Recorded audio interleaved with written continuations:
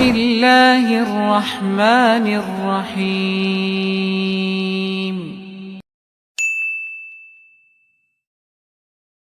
Bismillahirrahmanirrahim. Assalamualaikum warahmatullahi wabarakatuh. Waalaikumsalam warahmatullahi wabarakatuh. Alhamdulillah, salatu wassalamu ala Rasulillah Muhammad ibn Abdullah wa ala alihi wa sahbihi wa man walah, amma ba'du. Kaum muslimin dan muslimat rahimani wa rahimakumullahu taala. Pada kesempatan kali ini kita akan masih melanjutkan hadis-hadis atau membaca hadis-hadis yang dihimpun oleh Al-Imam Abdul Ghani Al-Maqdisi rahimahullahu ta'ala di dalam kitab beliau Umdatul Ahkam. Kita masih pada hadis-hadis seputar puasa. An Abi Hurairah radhiyallahu ta'ala anhu qala. Dari Abu Hurairah, semoga Allah meridhoinya, ia berkata, Bainama nahnu julusun 'inda an-nabiy sallallahu alaihi wasallam idja'ahu rajulun. Kata Abu Hurairah, ketika kita sedang duduk-duduk bersama Nabi sallallahu alaihi wasallam, tiba-tiba datang seorang laki-laki. Faqala ya Rasulullah halaktu. Kemudian laki-laki ini mengatakan, wahai Rasulullah, saya binasa. Saya celaka. Saya telah melakukan dosa besar. Qala malak. Nabi SAW menjawab, ada apa denganmu? Qala waqa'tu ala imra'ati wa ana sha'im. Wa fi riwayah asabtu ahli fi Ramadan. Kata laki-laki tersebut, saya melakukan hubungan suami istri dengan istri saya, sedangkan saya dalam kondisi berpuasa. Faqala Rasulullah sallallahu alaihi wasallam. Maka Rasulullah sallallahu alaihi wasallam bersabda, hal tajidu raqabatan ta'tikuha? Apakah engkau memiliki budak yang bisa engkau merdekakan? Qala la. Laki-laki tersebut menjawab, saya tidak bisa, saya tidak punya. Qala fahal tastati'u an tasuma syahraini mutatabi'ain? Apakah engkau bisa berpuasa 2 bulan berturut-turut?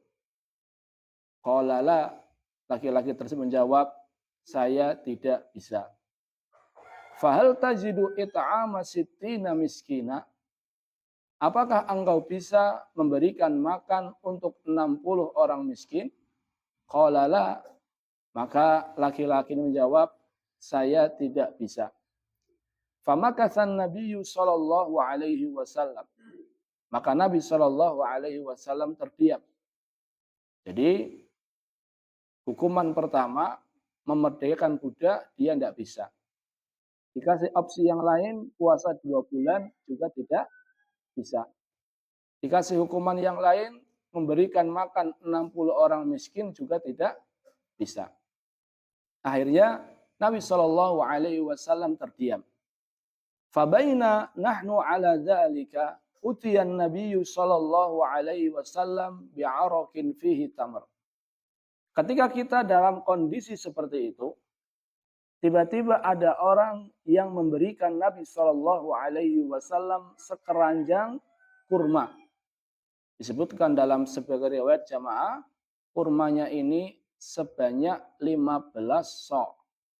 Qala, aina sa'il? Ketika Nabi SAW diberikan kurma, 1 keranjang, maka Nabi SAW bertanya, aina sa'il? Mana tadi orang yang bertanya? Mana tadi orang yang melakukan dosa besar? Qala, ana. Saya wahai Rasulullah. Qala, khudh hada fatasaddaq bihi. Kata Nabi SAW, ambillah sekeranjang kurma ini, dan bersedekahlah engkau dengan kurma tersebut. Faqala ar-rajul, ala afqara minni ya Rasulullah. Apakah saya bersedekah kepada orang yang lebih fakir dari saya, wahai Rasulullah?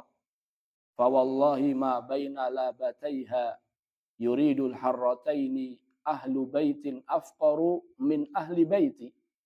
Kata laki-laki tersebut, demi Allah, di antara dua lembah ini, maksudnya di kota Madinah ini, tidak ada orang yang lebih fakir melebihi saya. Jadi orang ini ketika dikasih kurma satu keranjang untuk bersedekah, dia mengatakan, apakah saya bersedekah kepada orang yang lebih fakir dari saya wa Rasulullah? Lah orang di Madinah ini yang paling fakir siapa? Saya. Fadhahika Rasulullah sallallahu alaihi wasallam hatta badat anyabuhu. Akhirnya Nabi sallallahu alaihi wasallam tersenyum, tertawa sampai kelihatan gigi taringnya. Summa qala at'imhu ahlak. Kemudian Nabi SAW bersabda, ya sudah kalau seperti itu, sekeranjang kurma ini berikan kepada keluargamu. Hadis ini adalah hadis yang sangat agung jemaah.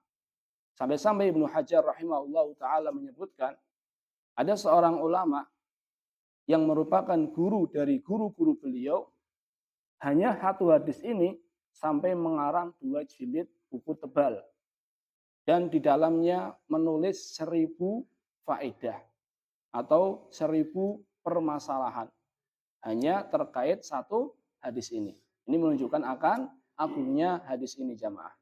Kaum muslimin dan muslimat rahimani wa rahimakumullah ta'ala. Pembahasan kita terkait hadis ini kita akan bagi menjadi 3 pembahasan. Yang pertama adalah hurmatu jima'is shaim fi nahari Ramadan. Diharamkannya melakukan hubungan suami istri di siang hari bulan Ramadan. Diharamkannya seseorang melakukan hubungan suami istri di saat dia berpuasa. Wa huwa min a'dhamiz dzunub, dan hal tersebut merupakan dosa yang paling besar.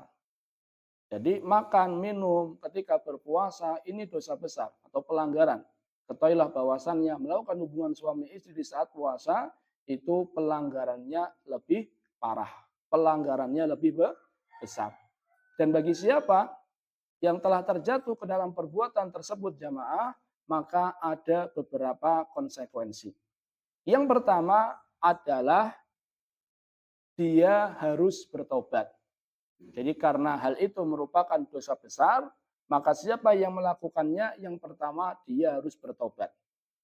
Yang kedua, dia harus menahan diri dari makan dan minum. Jadi walaupun hari itu dia sudah batal, tapi tetap dia harus menahan diri, tidak makan dan tidak minum sampai maghrib. Yang ketiga, puasanya batal. Karena puasanya batal, berarti nanti di hari yang lain, di luar bulan Ramadan, dia harus apa? Mengqadha. Yang keempat, dia harus membayar kafarah. Kafarah itu artinya apa jamaah? Tebusan atau denda. Jadi saya ulangi ada 4. Yang pertama, dia harus apa? Bertaubat. Yang kedua, dia harus menahan diri dari makan dan minum sampai maghrib. Yang ketiga, puasanya batal, dia harus mengqadha. Dan yang keempat, harus membayar apa?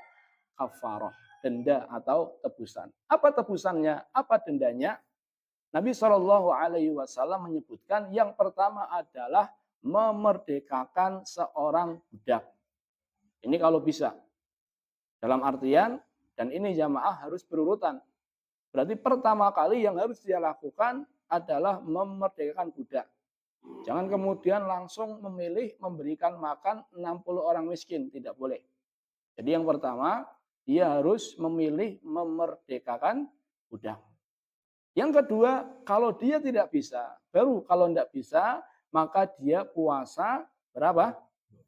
2 bulan berturut-turut. Dalam artian kalau seandainya dia batal tanpa uzur di sini barangkali sakit atau safar, maka contohnya sudah dapat 59 hari. Sudah dapat 58 hari. Pas 59 dia nggak puasa. Maka nanti disuruh ngulang dari apa? Dari awal lagi. Karena 2 bulannya harus berturut-turut. Kalau dia tidak bisa, maka baru memasuki yang berikutnya, yaitu memberi makan 60 orang miskin. Berapa Ustadz? Seperti fidyah, yaitu setengah sok. Setengah sok itu, 1 sok itu adalah ukuran yang kita keluarkan untuk zakat zakat fitrah. Jadi kalau kita zakat fitrah kan ukurannya berapa? 1 sok. Kita anggap berapa? 3 kilo jamaah ya. Maka setengahnya berapa? 1,5 kilo. Berarti satu orang miskin dapat 1,5 kilogram beras. Tapi ya jangan beras tok jamaah ya. Kasih sarimi atau telur dan seterusnya. Karena memberi makan it'amu miskin, memberi makan orang miskin di sini bukan hanya sekedar makan tok, tapi ada apanya? Lauknya. Jadi kumpulkan 60 orang miskin, kita berikan makanan yang mengenyangkan. Ini kalau dia tidak bisa puasa selama 2 bulan. Jadi urutannya yang pertama apa jamaah? Memerdekakan budak. Yang kedua, puasa 2 bulan. Kalau nggak bisa apa? Memberi makan 60 orang miskin. Satu orang berapa? Setengah sok. Kalau dia tidak bisa, jadi yang pertama tidak bisa, yang kedua tidak bisa, yang ketiga tidak bisa, maka gugur dari dia kewajiban. Jadi kalau nggak bisa semuanya, maka jumhur ulama mengatakan sudah tidak ada kewajiban apapun bagi dia. Jadi kalau seandainya memerdekakan budak tidak bisa, kemudian puasa 2 bulan tidak bisa, kemudian ngasih makan 60 orang miskin tidak bisa, maka sudah tidak ada kewajiban apapun bagi dia. Ibnu Hubairah mengatakan, ajma'u ala annahu idza ajiza an kafaratil wat'i.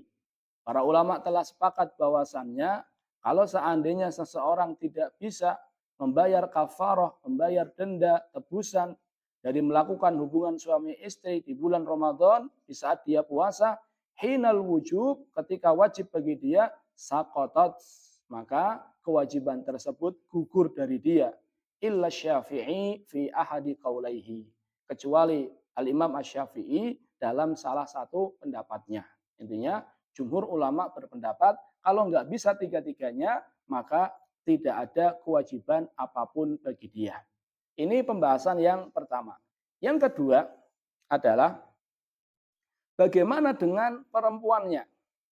Di dalam hadis ini kan yang bertanya hanya laki-lakinya jamaah ya. Perempuannya tidak bertanya. Lalu apakah perempuannya juga melakukan hal yang sama? Maka jawabannya adalah kalau seandainya perempuannya tersebut dia memiliki uzur. Apa uzurnya? Seperti dia tidak tahu hukumnya. Atau dia lupa kalau sekarang di bulan Ramadan. Atau dia dipaksa. Maka kalau seandainya kondisinya salah satu dari 3 hal ini jamaah, maka dia tidak wajib untuk membayar kafarah. Tapi kalau seandainya dia tidak memiliki uzur, maka dia wajib untuk membayar kafarah. Dan ini pendapat jumhur ulama. Wallahu ta'ala alam bisawab. Ini yang bisa saya sampaikan. Terima kasih atas perhatiannya. Mohon maaf atas kesalahan. Kita tutup dengan doa kafaratul majlis. Subhanakallahumma bihamdika. Asyhadu an la ilaha illa anta astaghfiruka wa atubu ilaih. Wassalamualaikum warahmatullahi wabarakatuh.